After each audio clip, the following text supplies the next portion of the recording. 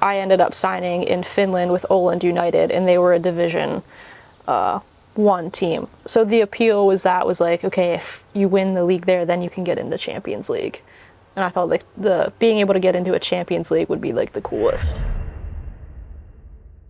So you're back here with RonRoweFC, and today we have a special guest, Sydney Blomquist. And did I pronounce your name right? Yeah, you got it. All right, cool. And just thanks for being with us today. And basically, we're just going to get right into it. So for me, it's from your childhood. When did you start playing soccer? Oh, I want to say 5 or 6. My parents got me into the rec soccer. Nothing too serious, yeah. But okay, let's start off. Where are you from? I'm from Bel Air, Maryland. Born and raised. So starting out with rec soccer, what are your earliest memories of it? First year, I feel like I wasn't really even that into it. Yeah. And then after that, I felt like it just quickly progressed. Like something clicked, started scoring some goals, and then all of a sudden I'm in club soccer at like 7 or 8. But did you actually because you went to the club soccer, but did you actually like it like that? You know, did you find your passion from early? Yeah, I think I found it pretty early on. Like besides that first year of just maybe like testing it out and not knowing what I was doing, but then after that, yeah, just kind of the rest was history. So what's the name of the club? The first club team, which one was it? It was called SCB, Soccer Club of Baltimore, and then that became what was the Baltimore Bays. The legendary Bays back in the day, yeah. For those who don't know, if you're from the Baltimore area, from the DMV area, Baltimore Bays is kind of what started. The DMV didn't have many teams that were doing well, and in the academy especially, the 2010 season, the Baltimore Bays for the guys, they went on and won the whole academy. No, there's no Baltimore Bays now today, but basically Sid is a part of that dynasty, so to speak. Yeah, so on the women's side, we had a really strong Baltimore Bays team, and that just took off from there. The boys were very strong, but then the women, our team was it. Okay, so when you around what age, if you had to guess? I'm guessing like 8, 9, 10. So then, because now you see a lot of 8, 9, 10-year-olds, they have personal trainers and places to go play and stuff like that. Like for you, was it the same or? Nah, none of that. It was strictly just the club soccer and your coach there. Like I wish growing up that I had those extra trainers just to give you that advantage, but no, it wasn't that. It was just everything with your club. So were you getting extra touches on your own, or you were just playing whenever you could? Yeah, on my own, like in my driveway, just like juggling a ball in the street, juggling a ball, like that was it. Okay. So progression from that, because I'm guessing club soccer is when it got serious for you and you were traveling around a little bit more. Did you play mainly that throughout your teenage years, or? Yeah, I mean, I jumped from a few clubs at the time.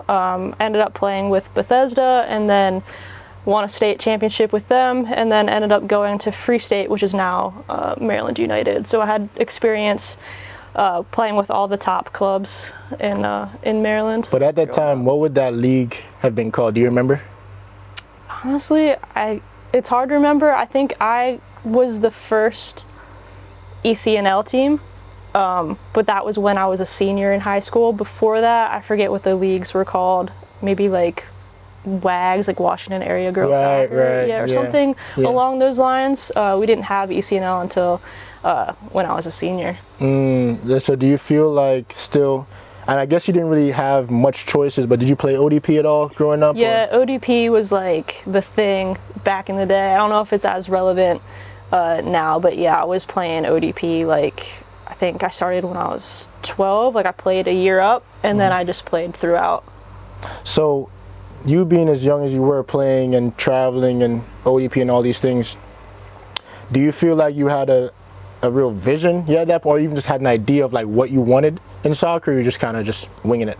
I think I knew I wanted to play in college, and then obviously growing up in that time, like I admired the U.S. Women's National Team, but that was mainly it. It was college, and then the national team. That was kind of the pathway for all the players that were hardcore into soccer. So going through all the way, because what high school did you end up going to? Falston. Yeah. So going all the way up into high school and stuff, if one of your goals was to play in college, did you have an idea how to make this happen, or? I think the natural pathway just seemed to be playing with the top clubs, and then also with like adding ODP and all that to the resume. But when you were in high school, so did you play all 4 years, or? Yeah, I played all 4 years, but high school was just kind of like, you just do it for fun. I think at that time I knew that like I wasn't going to be recruited to go to college because of like high school accolades. You're going to get more exposure through like club events and showcases and stuff. Right. So the high school like soccer was more just like something to do for fun and just to play with your peers for the first time. Yeah, really. Yeah, that's true. But because I could imagine some of the kids that I have that I train, they go through the high school seasons not really knowing what they want out of soccer per se, with no real goal. And of course, there's the whole friend aspect of playing with them.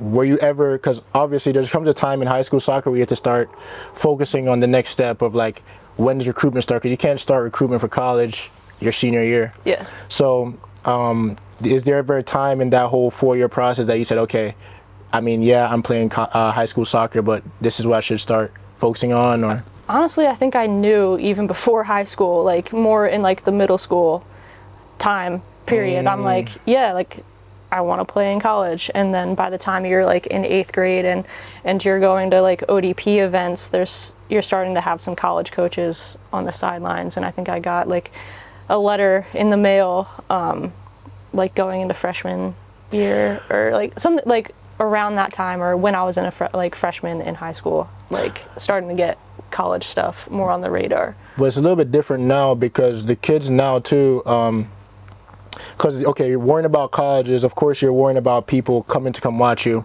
but like now I see all the kids, they have like a VO cameras, like even high school.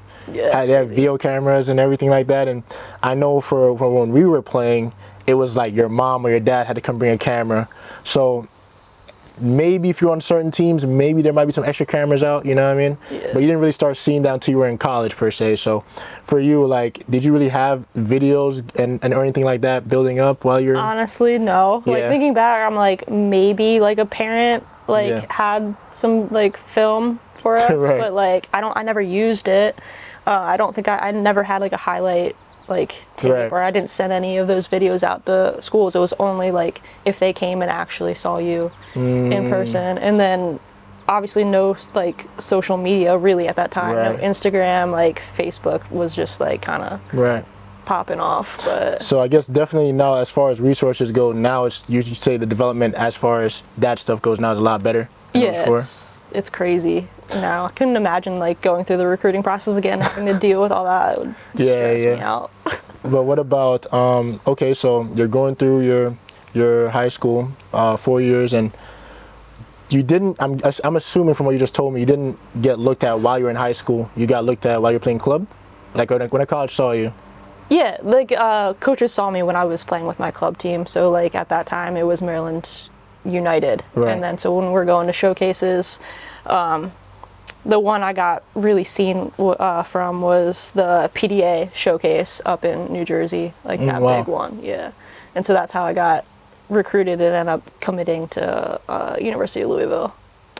But even in this process of you going through the whole recruitment process and in high school and PDA showcase and all that, because obviously you're seeing that you're getting pretty good. Are you thinking to yourself like, still, okay, I'm trying to go D1 or the case may be, and are you thinking about going pro, and were you starting to train a little bit more on your own or not really? I think I always stayed consistent with just like Work ethic? Work ethic. D1 was the goal. I wasn't really thinking too much professionally at that time because there wasn't really much going on with that. I think there'd been a couple unsuccessful women's professional leagues, but like they would just crumble after a year or two. So that wasn't really like in the forefront of my mind. Like, yeah, of course the dream, it was every little girl's dream to be on the national team. Yeah, of course. But yeah, the main was Division I soccer and then going from there. Okay. Yeah. So going to University of Louisville, what was it about at that time? What was it about that school that sucked you in? What'd you want? It was the going there? best offer that I had. I fell in love with just like the campus, and like it's a really big athletic school, so all like the perks of like, you know, superficial stuff like the gear and the facilities and all that, like, can't lie, you get sucked into that, and it just seemed like it would be a good. What sponsor were you? Adidas, which is all right, preferably Nike, but like it was a top Adidas school, so you got a lot of swag, like the #1 like Adidas contract deal. So so you guys, wait, Louisville, does it get cold over there? not really. Wait, where's that? It's like Kentucky. Kentucky? Yeah, no. Then you didn't get the jackets part then, or No, maybe we you did. got jackets, yeah, like the nice like puffers. Yeah, you get all of it. So how long did you stay at Louisville for? Just 2 years. So my freshman and sophomore year, it ended up not working out how I wanted to. Like I wanted to get more playing time. Like I was, you know, busting my butt for that, but it wasn't in the cards there. So decided to transfer. Okay. Yeah. But did you feel like it was warranted? Like, did you feel like you deserved the playing time? Do you think it was, looking back at it, do you think it was fair? Like, how did you feel? Yeah, I mean, of course, you're always going to think that you deserve the playing time. Like, but at the end of the day, I don't think it was the right fit playing style for me. I'm a bit of a smaller build, and I think they were looking for more like bigger, stronger, like more direct type of players, and at the end of the day, that is not my game. You know, I want to pass the ball, want to possess, want to do like tiki-taka stuff, and that I just didn't fit that mold that they wanted. So I think the best thing for me was to just move away from that, even though it was tough. Like, because you have all the best teammates stuff there. and like good friends there. So yeah, but for my career, the best thing for me was to move at that time. But do you think that in this country, though, do you think that's a problem? Because a lot of players go through that same thing. There's a lot of players that are big, fast, and strong, but there's also a lot of players that they're more the technical side, and they can't find the right fit per se. Do you think that's a problem, or something that's still moving the country in the right direction as far as soccer goes? Like, what do you think? I mean, yeah, I think it's a problem in the recruiting process that like players will commit to schools where they're not super familiar with the team's playing style yet. Like looking back, I wish I would have watched more game film of them, or like, you know, had a better understanding of how they played before committing. So it's just like, for a player in the recruiting process, like doing the homework and making sure like it's a right fit in that aspect. But yeah, that's the only thing that I can really say. With that. So you went 2 years there at Louisville. Then where'd you transfer to after? University of Akron, which I would say like is a big soccer school, but more so on the men's side than it was on the women's side. Yeah. But Akron, they also had around what years would this have been? 2012, 2014, yeah. Around that time, didn't they have like a new facility that they built, or were you there for that? It was like new, but like we had a really sweet like stadium and like grass field, like probably one of the nicest like in the country. So seeing that, I'm like, yeah, I'm gonna play on that. So what made your decision? So for you, what made you choose Akron, leaving from Louisville? I mean, I like the fact that like they were a soccer school. Granted, it was for the men, and that they had won a national championship. I thought that was cool, and I thought that, you know, they were really interested in building up the women's program, and I needed to go to a school where like I knew that immediately I'm gonna get playing time. So it was kind of like a safe choice in a way of like, okay, yeah, I'm gonna go. So it was mutual, like between you and the coach and all. Yeah. Okay. So at this point now, so let's even say back at Louisville, like in your head, is it kind of switching a little bit, like, okay, maybe I can go pro, or you just still thinking like, okay, I got to D1, like, let's just graduate? Yeah, no, I still wasn't really thinking like pro at that point. So like my confidence was a bit like shot after Louisville. So I'm just thinking when I'm going to Akron, like, all right, like I need to get myself together, like get my confidence back and just like play. And then throughout those 2 years, that's where I built it. And then like during that time, I started to see like some players like go overseas and play professionally. So that's kind of where like I started to like think about it, like, oh, okay, like I've seen those players, like I can do that. And then my parents were also supportive, like, Sid, like, you don't have to stop when you graduate. Like, you can go and pursue this type of thing. So did you win anything while you were in Akron? Nah, unfortunately. Nah.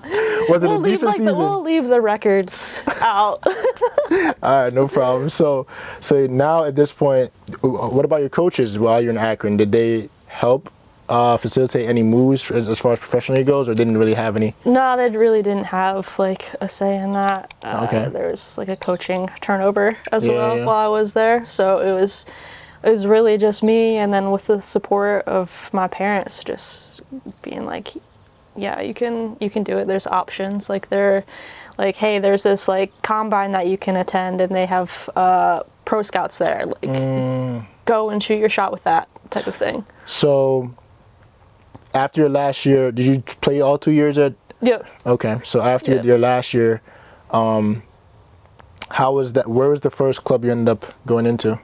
My first like Professional club. My first official like contract with Västerås BK30 in Sweden. Okay. Which is was second tier football. So the way you said that, was there a bit of a trial period? You just bounced from club to club, or any ID camps or something like this between, or? No, so how it kind of happened was I went to a combine. They had one in Florida, and then they had one in San Diego, and I went to both of those.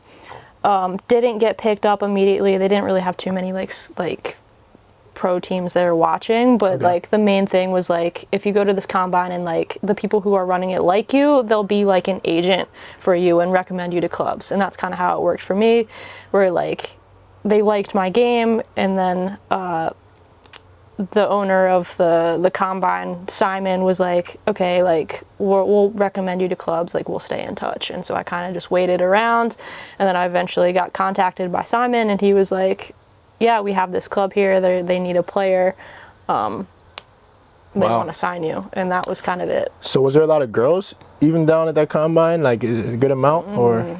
Maybe like 50. But then it was like a mix of like talent level, like some were like had it, and then some Because once again, like, you know, in the women's game, these are things I just don't hear about, like a combine, a pro combine or whatever for women, and Yeah. like girls actually travel. Because I know in the men will travel anywhere across the world if you hear pro combine, but I've never actually heard of a girl, you know, going to around something like that. And is that something that's even common for you guys, or? I mean, I don't think there's too many like doing it like that now. Back when I did it, I think that was like the first or second year they were doing it, and it was mostly for the men at the time, and they I guess decided, hey, let's do a women's one. Okay. So I think I was among like the first to like actually Sick. kind of do it. And you obviously took advantage of it. So It worked out. Got So lucky, kind of. you got to Sweden, and what's like a culture shock? Because obviously, okay, I'm assuming that you playing here most of your life, if not all your life, and going to Sweden now is cold a lot, you know, stuff like this. So like, what was it like for you, your experience? I really didn't experience like the cold too much, just Okay. based off of how like the season had Okay. run. Like I had just signed for like the second half of the season to like okay. help them get promoted. Okay. The biggest culture shock, I guess, I don't know.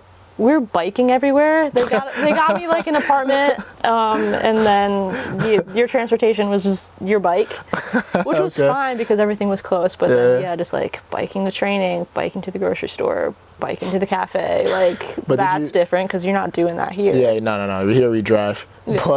But did you like Sweden overall, or was it a good experience for you, or bad? Yeah, it was a good experience. Like that was my first like taste of like being in Europe and like being part of like a professional team and helping them get promoted. So yeah, like I had like fond memories of it. So are you thinking in this time period about like, okay, because there's the aspect of like, I can build my CV in Europe, come back to America, come home, whatever the case may be. When you're in Europe at this time, are you thinking to yourself, dang, I can kind of stay out here and figure it out? Or are you thinking about, okay, this was kind of difficult or whatever, I can come home? Or do you remember your thought process? I think I was just thinking about, okay, like where's the next like step up for Okay. me? Like this club was good, but they weren't like a top tier team. Like I wanted to go to a top division team. So from there, like after my contract was done, I ended up signing in Finland with Åland United, and they were a division one team. So the appeal was like, okay, if you win the league there, then you can get into Champions League. And I thought like being able to get into a Champions League would be like the coolest thing. No. Oh yeah, of course. That is every guy's dream. I know that for a fact, to play in Champions League. But for you, once again, like you'd have to be following soccer to a certain degree to like even for you to think about like, dude, I might have a chance to play Champions League, because you know, once again, it's not so much in the girls' game, but for you to even be thinking about that, are you thinking to yourself like, okay, one, at that second division club in Sweden, when you were there, did you feel like, okay, I can definitely play a level above? Yeah, I felt so, like, because I was scoring goals and getting assists, so. Okay, so then now you move to Finland, and you get there and you're playing with the girls a bit, and how was that season like for you? Yeah, that was probably one of my like better overall like experiences. Like, and you wouldn't think that because like Finland's not necessarily known as like being a footballing country, but just like socially and then football wise, like it was solid. Just having a bunch of other like foreign players like myself playing, we did well. Actually, maybe not well the first year, but then ending up in like third place my second year there. So overall, yeah, like the Finland experience was pretty solid. Yeah. There you had to experience the cold at some point. Yeah, it was like there were some. It was just like bitter cold, and then just dark in the winters. Yeah, right. Yeah. But you were still playing. You guys are still playing through that stuff, yeah. Yeah, like the season would start, I want to say like in April. Yeah. And like so like it was starting to like shift around that time, but like in preseason when you're there in like January, February, like yeah. brutal. But your parents in this time frame, are they coming to come see your games or? Yeah, I mean, they came out once. My dad came twice. My mom came out once, and that was pretty cool. Okay. They couldn't do much more than that, just because it's not easy to travel to. Yeah. Like, because Åland is actually an island in the middle of Sweden and Finland, so it's not super like convenient to like fly in and then take a ferry to get there. So, but yeah, so it's a weird location. Yeah, weird location, but they were able to come out and watch a match, and then they're always like streaming all my games online anyway. Wow. So you definitely have the full support from your family. Oh then. Yeah, for sure. Okay, yeah. So you playing in Finland now, and your contract and your time there comes to an end.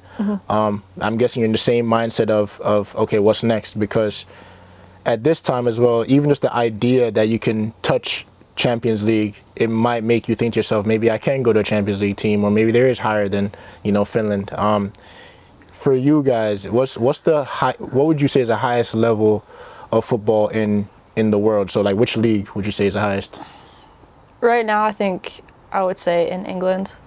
Okay. Like the WSL. Yeah, okay. The Suit. So you in Finland, what are you thinking now? You're just waiting for another opportunity? Is there a place you wanted to direct yourself to? Or? I don't think there was any specific league that I was really targeting. Like England really wasn't like a thought for me, because there's always like there's more nuance with it, with having like national team player and all that stuff. It's quite difficult. They have like a whole point system for it, but my goal was always just to try and like level up if possible. And sometimes getting these opportunities are tough. Like it's not always like a this, but that was the goal.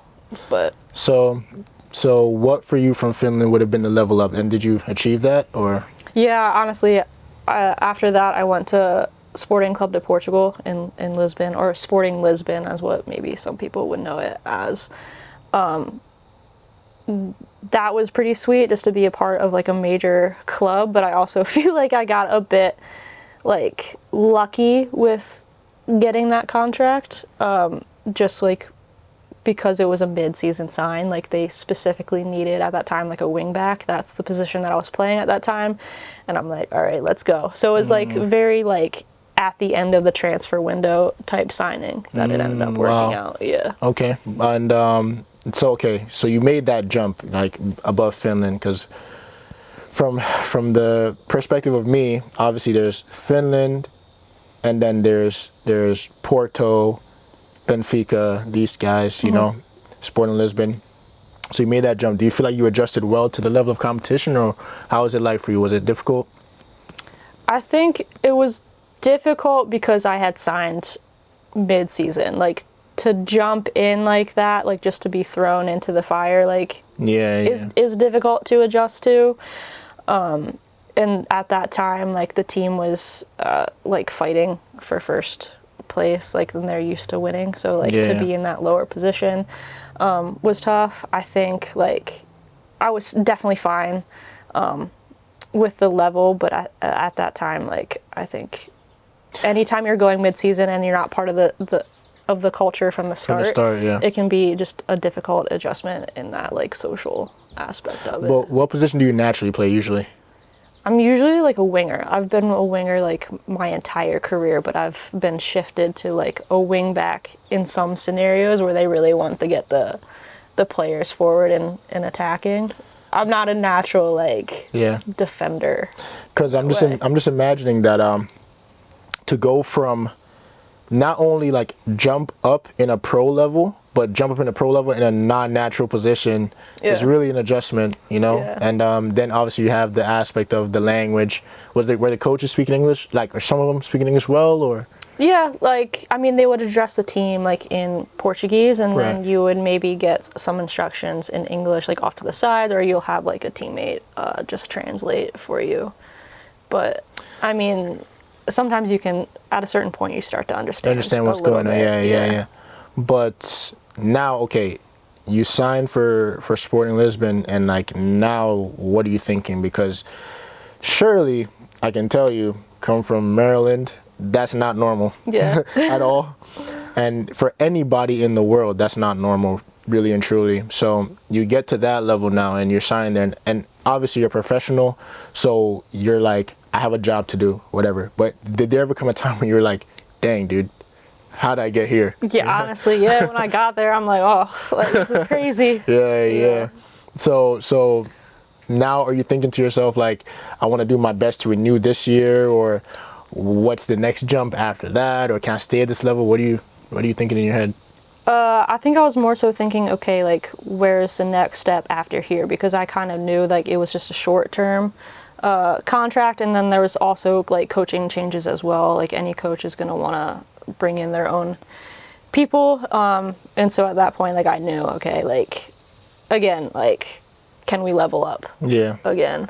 But as an American, because there's, for a long time, and I still believe there's an element of that today, as an American, the highest level, at least for amateur, for women, is probably here, because the best girls that they're like amateur, they go D1 here, right? And obviously, like, to a certain degree, the youth girls as well, they do well. And for a long time, it was the U.S. women's soccer team doing very well.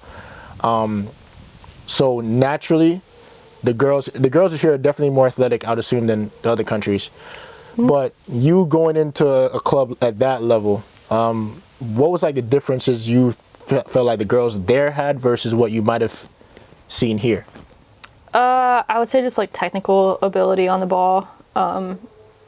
The Europeans in general, I think, are stronger at that than the Americans. And then also like doing the gym stuff, like the Europeans wouldn't really want to like squat too heavy or like bench too heavy. Like, they're just like, oh, why are we doing this? And then as an American, like, the stereotype is like, that's all we do. But you can see a difference in that. So, but yeah, I think the big difference in the game style is that like Americans have typically just been more direct and like reliant on their athleticism. Like, I know that's just like kind of a broad statement, but that's kind of what has been true historically. Hopefully that's kind of gonna shift in the future. And then the Europeans being a little bit more technically and tactically savvy. And I'm assuming by now, definitely you can see a difference in D1 soccer versus professional, for sure. Okay. Just like speed of play and just like sometimes being smarter and savvier with what you're doing with the ball. Okay, so in that season, so you played against at least one of those big clubs, whether it's Porto, whether it's Benfica, or whatever. Which did you play against all those clubs, or? No, Porto actually, I don't think they even have a women's team. But we played against Benfica, and that was the year that they had just like started, so they weren't even playing in the top league yet. Like they were in the second division at the time, just like smashing teams. Like I think, like honestly, I think they had like a 25-0 like oh my game. goodness. Like there's something like if you something Google crazy it, like something that. crazy. But we played Benfica in like a charity match. Okay. And there was like a massive turnout for that. Like I want to say like 14,000, 15,000 fans, which is like a lot at that time, or at least for me personally, that was like That's a lot of people. That's a lot of people, especially people. for like a game that didn't really mean anything for like points. So that was pretty. So what was that game like for you? Like in your experience in that game? Yeah, I was just like, I was just like, I can't believe I'm here, like type of thing. Like there's just more pressure, but like you just deal with it. But it was pretty sweet, like just to play against like a big club like that, and then they had like Brazilian national team players, I think, other Portuguese national team players to like sort of share the pitch with like players like that is pretty sweet. Okay, so at any point in time of all this, are you like missing home, missing America? You sort of like want to come back home and play here and be closer to family, or? Yeah, I mean, I think like you're always gonna miss like your family, and then like, you know, being away, like you'll miss like birthdays and like holidays and stuff like that. But in my head, like I'm still just like super driven and just wanted to like continue playing and continuing to like just take it as far as I could. So how do you deal with that? Do you deal with it basically just from the fact that because you're so driven, it just kind of overshadows the whole missing aspect, and like, oh, I just want to go home and, you know, go play back home? Yeah, just like talking with the parents on the phone, like, and friends on the phone, like looking forward to those like times off where like I can fly home and do that. So, but yeah, it's just it's just part of it. So after that 6-month period, where was the next place that you went to? That's where I had a pretty long break. Was it because of COVID, or? Yeah, it was because partially? of COVID. So like before that, when I came home, I ended up having like a trial with Bayer Leverkusen. Okay. Actually, like I felt like I did really well there, but it just didn't work out, and I'm not sure at the time they really wanted to spend like the extra money on an American. So that was like in the summer of like 2019, and then after that, like I just missed out on the signing like period, and then COVID hit. So, and that was like the big game changer in things. So I was home for quite a while, obviously, and then the next team that I played for was an amateur team, but Detroit City FC. They're great on the men's side, and they had just started a women's club, and I needed a team to play with, so I just took my shot up there. It looked like it was something that was going to be really promising, and it ended up being great. So, but that team doesn't look very amateur. Like people are going to those games, and you know. Yeah, that's what like kind of attracted me to it, because I easily could have just stayed local and played with like any of the clubs like around here, but I don't know, I just followed my gut, and I'm just like, this seems like it's gonna be like the right option. I had known a guy who was a goalkeeper for Detroit, and I would just see like how many fans like were out there supporting him, and at the time they were just like a summer league team for the guys. So I'm just like, this is crazy, and it seems like that they're gonna have the same support for the women. So yeah, ended up going out there, staying with the host family. So you being out there, like, you tell me, because I've seen some of those games for the guys, and the fans are crazy. Like, they're coming with smoke, flags, people are cheering, whatever. Why is it that Detroit, for soccer, that people are, you know, what is it? I don't know, like That's crazy. Yeah, I think they just crave soccer because they don't have an MLS team. Right. They don't want an MLS team there. Like, they are very, like, diehard about, like, their USL. You think we need more clubs though, like in the country? What do you think? Because Like, I guess it depends on like the structure. I don't think we need more MLS clubs, but like the clubs like Detroit City, where it just kind of has like a homegrown feel, like there's like a community behind it. It has more of like a small town like English football type of feel, where like these people are super passionate about their team, like it's theirs, and like they are part like owners of it in a sense. So like more clubs like that, I think would be because you being in Europe as long as you have, you would notice that it seems like there's like a club on every corner. You know what I mean? And not just like, not a stupid club either. Like there's some, whether second, third, top.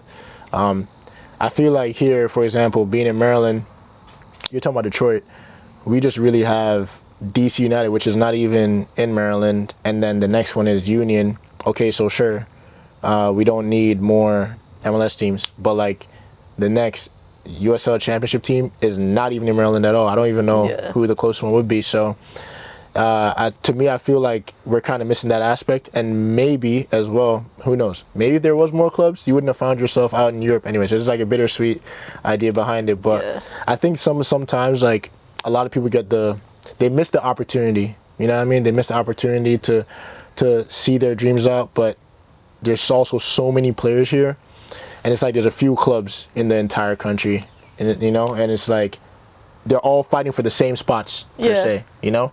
So even for you to get out of this, and because it doesn't get easier going to Europe for you, because when you're an international player, obviously you see how competitive it is. It's harder. There's limited spots too. Right, and there's so much that goes more into it, but I guess it just says how good you are anyway.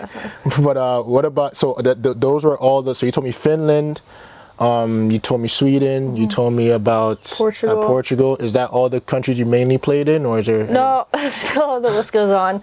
After COVID, I ended up playing in Brazil for a bit. Okay. Yeah, and that was a really interesting experience. Going into it, like, I kind of just saw it as like, okay, I need a club to play with. It was kind of like an experiment type of thing, I think, for myself and for the club as well, because they didn't have any foreign players really. So I think it was just to test it out, get playing again, and see where it goes. That was probably one of like my biggest challenges, because they didn't speak much English.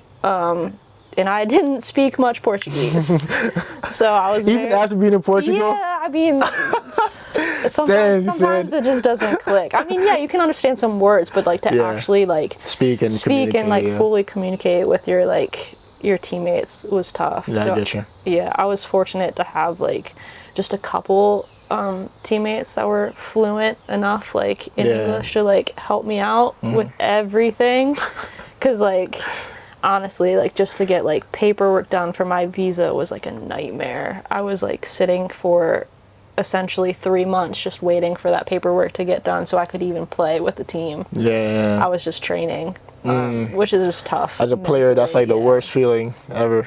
Yeah, and there's like just some other challenges too with like COVID was obviously still a thing in 2021. Brazil was like very much like still on lockdown at points. Like there was 2 times where the city was locked down and they had to move us to another city and stay in a hotel to like just get some training done. So like, wow.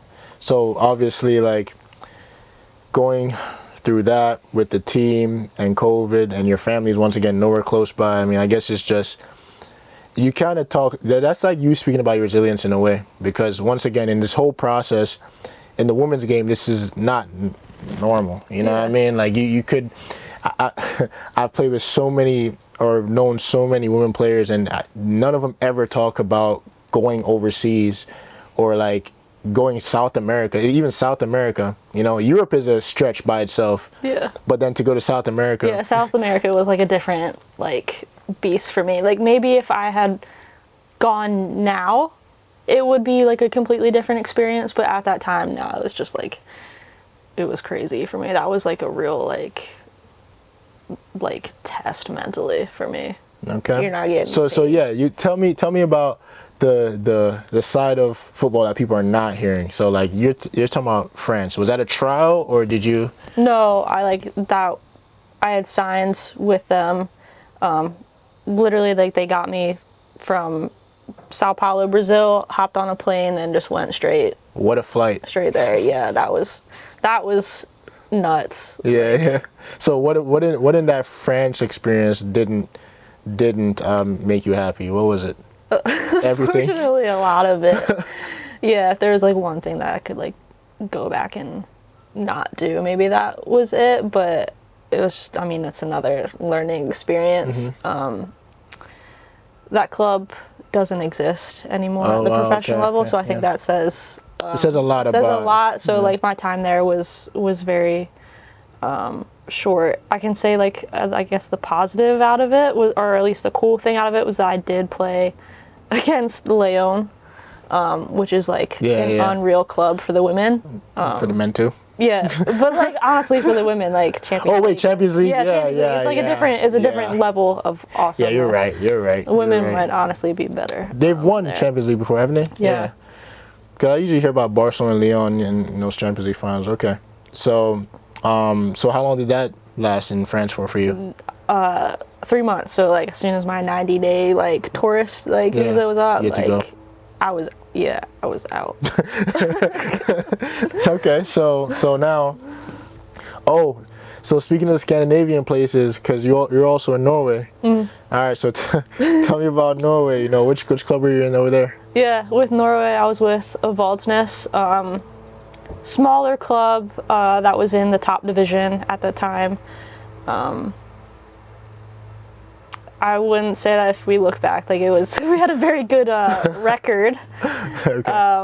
But still, just to play in the top division of Norway is nothing to sneeze at. Yeah, yeah, of course. And then, of course, like having a coach, John Arisa, for anyone who's like familiar with Liverpool, he was an absolute legend. And so from that aspect, it was pretty cool to have him of like just like his playing caliber, just to like be alongside him in that way was cool. And then to give him credit, like he still has like a really powerful left foot, so I'll give him credit for that. So okay. Yeah. Okay. So out of all the countries you've been circling around from south to north, all that, which one sticks out the most for you?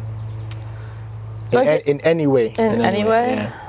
I mean, they all have like their positives and negatives. I would say like best overall experience, like I said before, it was probably Finland.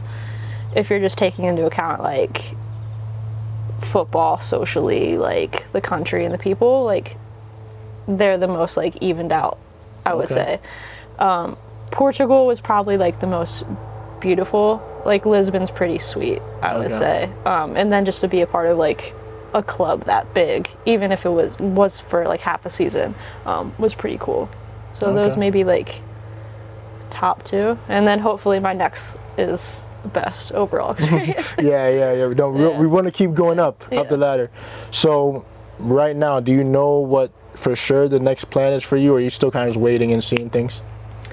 Yeah, I mean, I know I'll be headed to the Netherlands, playing in the Eredivisie for the women, with Telstar. So hopefully by the time this comes out, like I'll be near Amsterdam and fully. Okay. So. And you're looking forward to this experience? Yeah, I'm super excited about it.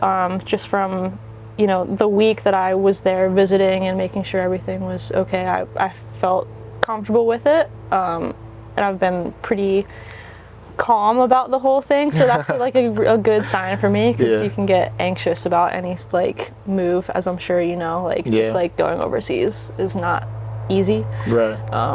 So I've been pretty relaxed about it, so I'm taking that as a good sign.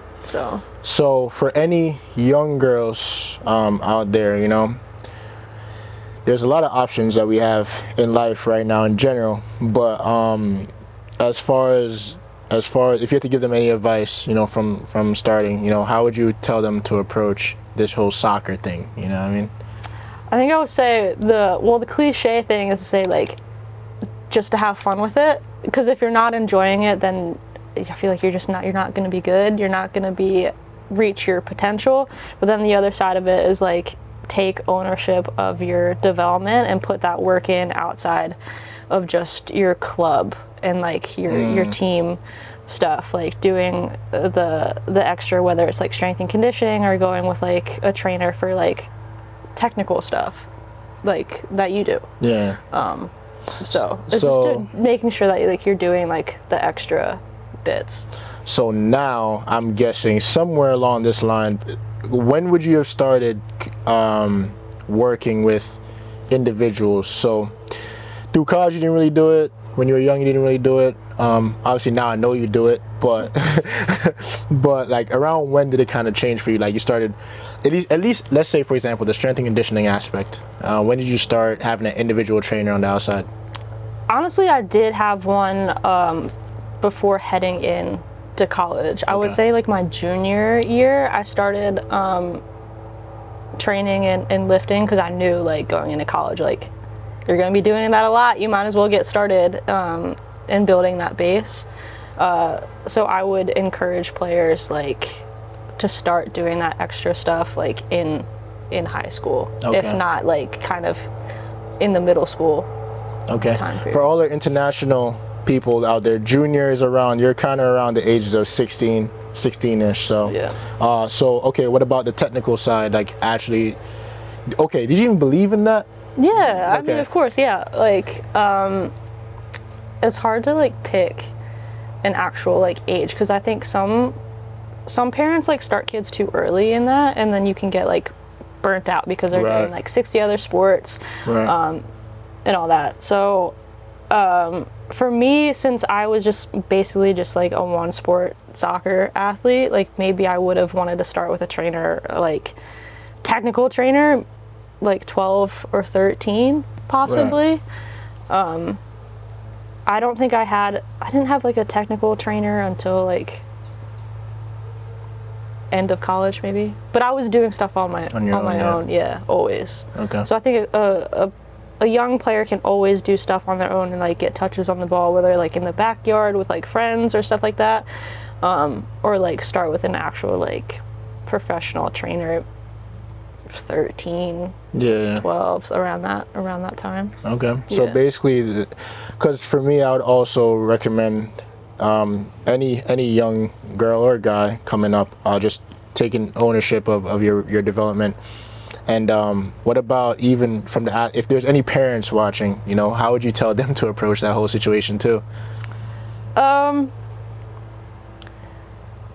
would say like have like a healthy balance of like pushing and like encouraging your kid, but also like not taking it too far, like because the burnout stuff is like something that it's real, huh? I've seen. It's like kids like get pushed into doing all this stuff, and then by the time they're in high school, like their dreams were college, but they're just too burnt on it. So it's just like having like a healthy relationship with your kid and like understanding like, all right, when to push and when to like it's okay to rest. Is there anybody you want to shout out on the camera before we head out? Anybody? Mom, dad? Yeah, of course, like mom and dad. Shout out to them. Send them a message. Send them a message. I mean, they're gonna see this. Like, they can always find this stuff. And then, like, like my strength and conditioning coach, who's also worked with me on the soccer side, Aid Parks and Rob Taylor. Like, those have been my guys that I've worked with for the past 5 years. And then now you've been in the mix, so thank you as well. Yeah, no worries. All right, but yeah, guys, if you made it this far, thank you very much for tuning in with the lovely Sid telling her story from start to finish. And a long one, but it's a good one. So just stay tuned for the future and take care.